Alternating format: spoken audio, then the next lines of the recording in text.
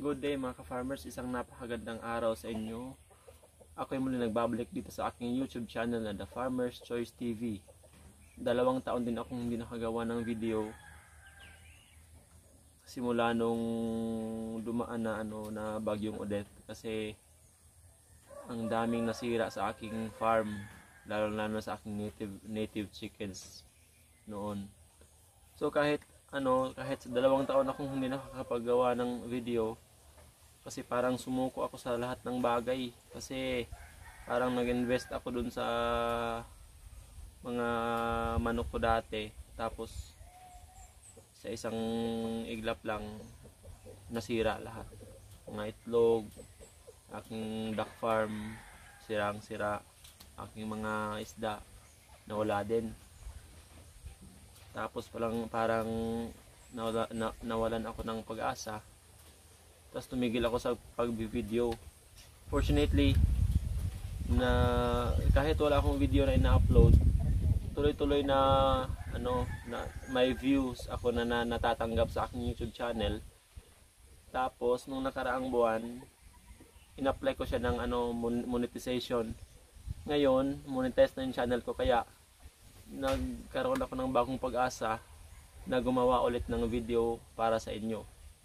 Nag-start na naman ako ulit ng mga native chickens ko. Tapos itong nasa likod ko, mga Rhode Island chickens. May mga pabo din ulit ako. Bumalik ulit ako sa tilapia farming. Parang dahil sa aking YouTube channel, bumangon yung parang nabuhay ulit yung pagkahilig ko sa mga hayop at saka paggawa ng videos din. Nag-breed ulit ako ng super worms para alternative feeds para sa aking mga manok at isda. Rhode Island chicken farming, maliit lang, nasa 14 lang sila ngayon eh.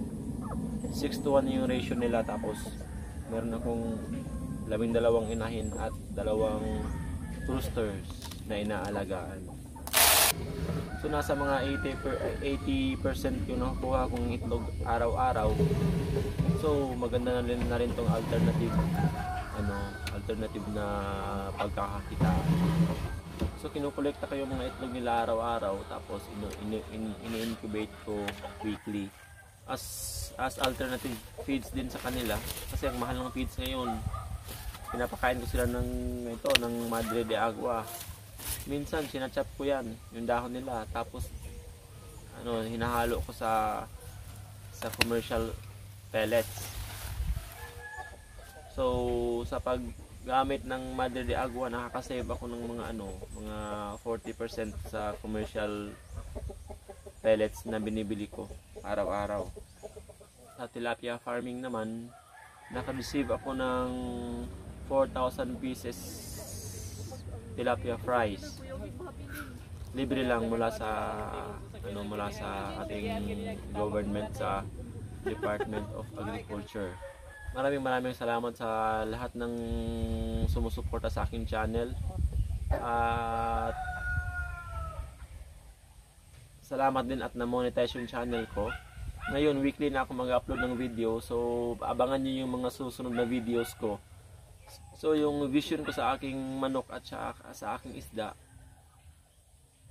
yung kahit 50 to 60% ma-cut off ko yung commercial feed consumption nila.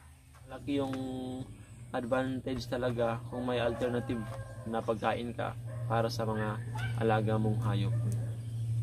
So abangan niyo yung mga susunod na videos ko.